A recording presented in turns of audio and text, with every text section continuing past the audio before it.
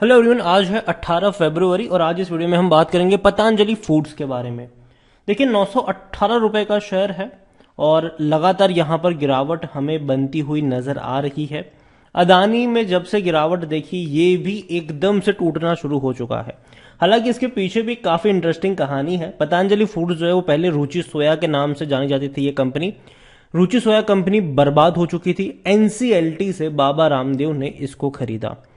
Video में उसके बारे में बातचीत भी करेंगे, साथ में ये भी डिस्कस करेंगे कि 918 रुपए का शेयर जो कि लगातार गिर रहा है, खरीदारी के मौके क्या इसमें वाकई बनते नजर आ भी रहे हैं कि नहीं। वीडियो को शुरू करूं उससे पहले अगर आपने अभी तक चैनल को सब्सक्राइब नहीं किया है तो प्लीज अभी इसे सब्सक्राइब कर लीजिए, क्योंकि आगे भी बहुत सारे वीडियोस है जो आपको काफी ज्यादा हेल्प करेंगे।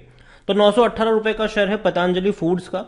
और पहले ये रुचि सोया थी कंपनी, डूब चुकी थी, बर्बाद हो चुकी थी। एनसीएलटी से इस कंपनी को खरीदा बाबा रामदेव ने। अब इसकी भी काफी इंटरेस्टिंग कहानी है। अब देखो, रुचि सोया के ऊपर बहुत सारा कर्जा था, बैंक्स का ही बहुत सारा कर्जा था। तो बैंक्स इनको घसीट के लेकर गई एनसीएलटी में बिकवाने के लिए। ठीक है, अब वहां से हुआ क्या कि दो बिडर्स थे। एक थे अदानी विल्मर, अदानी ग्रुप था, दूसरा था भैया बाबा रामदेव। लास्ट मोमेंट में कुछ ऐसा हो गया कि अदानी इस रेस से बाहर हो गया और बाबा रामदेव ने इसको अक्वायर कर लिया। अब हुआ भी ये यहां पर कि बाबा रामदेव ने खरीदा इस कंपनी को, बैंक का कई सारा कर्जा था। तो बाबा रामदेव ने ये बोला कि चलो बैंक से कि अगर आपको 100 रुपए लेने हैं, 100 तो हम नहीं दे पाएंगे, 30 रुपए आपको दे देंगे, 35 रुपए आपको दे देंगे और मामला करो सेटल। तो यहां पर बैंकों ने भारे भरखम सेटलमेंट किए थे, यहां पर काफी बड़ा हेयरकट लिया था। और सबसे इंटरेस्टिंग बात भी ये थी कि बाबा रामदेव ने बैंकों को चुकाने के लिए ही उन्हीं बैंक से लोन लिया। ठीक है, तो मतलब कि मुझे आपको पैसा चुकाना है, अब आप मुझसे दूसरा लोन ले रहे हो उसी पैसे को चुकाने के लिए जो 100 रुपए मुझे लेने थे, ठीक है, आपको देने थे उसके रिगार्डिंग। तो काफी कंफ्यूजिंग वाला मामला था वो कि भैया बैंक ने, एक बैंक जो है वो एक कंपनी को लेकर जाती है दिवालिया करवाने के लिए, और उसमें भी जो खरीद रहा है उसको बहुत सारा पैसा जो है वो हेयरकट के तौर पर हटा देती है, जो लोन होती है वहां पर, जो कर्जा होता है वहां पर, और उस कर्जे को चुकाने के लिए वो उन्हीं बैंकों से पैसा लेता है। तो काफी ज्यादा इसको विवाद भी हुआ था, काफी सारी कंट्रोवर्सी भी हुई थी। और सबसे इंटरेस्टिंग बात यहां पर यह थी कि जब इसकी लिस्टिंग करी गई, ठीक है, अब देखो जाहिर सी बात है जिनके पास रुचि सोया के शेयर थे तो यहां पर यह हुआ कि शेयर को काफी हद तक कम कर दिया गया। तो एक वक्त ऐसा था जहां पे 99% की होल्डिंग थी भैया बाबा रामदेव की पतंजलि के पास। मार्केट में कुछ था ही नहीं, शेयर्स थे ही नहीं। तो वहां पे हुआ ये कि शेयर जो है वो लगातार बढ़ते चले गए, बढ़ते चले गए, बढ़ते चले गए, बढ़ते चले गए। आप यहां पर देख सकते हो कि ये वो वक्त था कि शेयर बढ़ते ही चले गए, 1500 तक गए थे ये।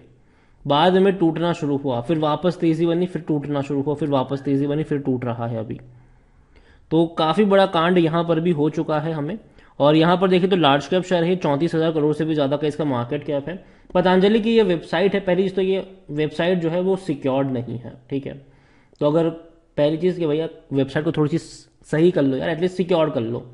और ruchisoya.com के नाम से है ये। हालांकि आप पतंजलि फूड्स भी सर्च करोगे तो सबसे पहले यही आएगा।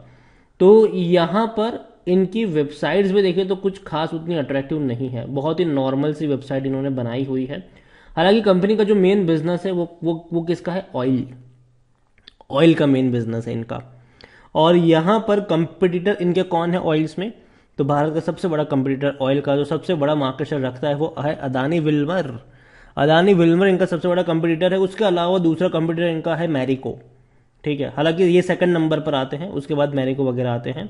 तो जाहिर सी बात है जो मेन डिपेंडेंसी है इनकी ऑयल के ऊपर डिपेंड है। उसके अलावा अगर हम बात करें तो भैया न्यूट्रेला की अगर हम बात करने जाए तो न्यूट्रेला भी है, काफी बड़ा बिजनेस उनका वहीं से भी आता है। बिस्किट्स जो है वो भी इसी के अंदर इंक्लूडेड है।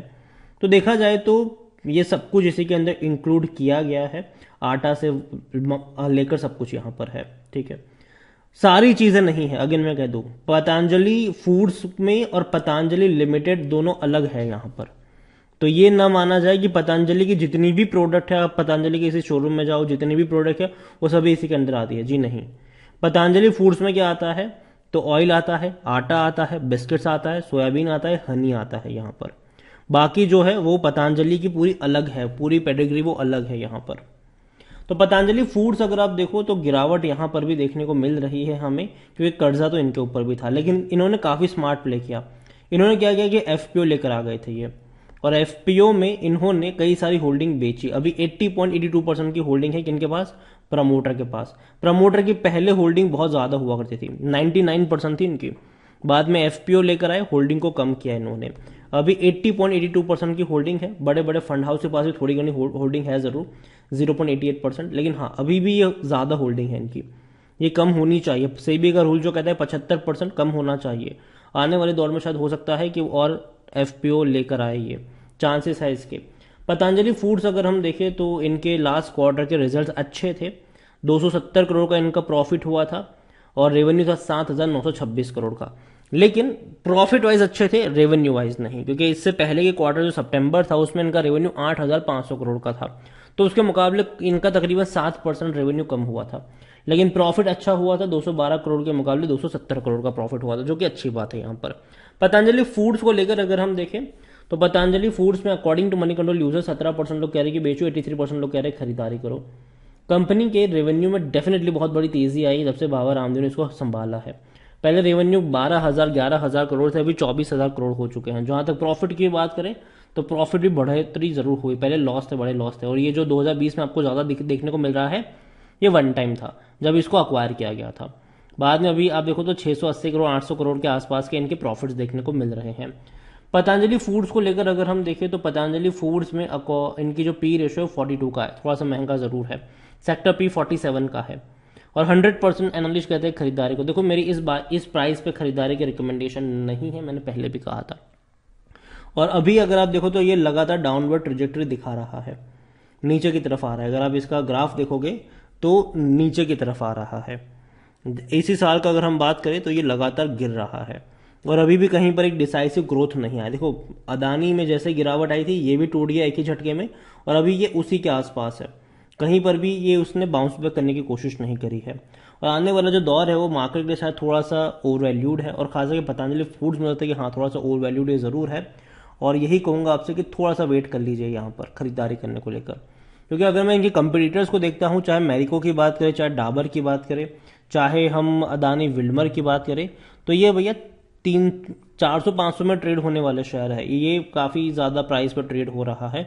और एक्चुअली में इनको फ़ायदा पता है क्या मिला था? इनको फ़ायदा इस चीज़ का मिल गया था क्योंकि जब इन्होंने रुचि सोया की ट्रेडिंग बंद करवाई थी, ठीक है, और बाद में जब ट्रेडिंग फिर से शुरू करवाई थी तो जो भाग के चला गया, क्योंकि 99% की होल्डिंग प्रमोटर लेकर बैठे थे, ठीक है, तो जाहिर सी बात है लंबे समय तक ये चलता रहा और हमको देखने की आदत पड़ गई 1,500 रुपये 1,000 रुपये की।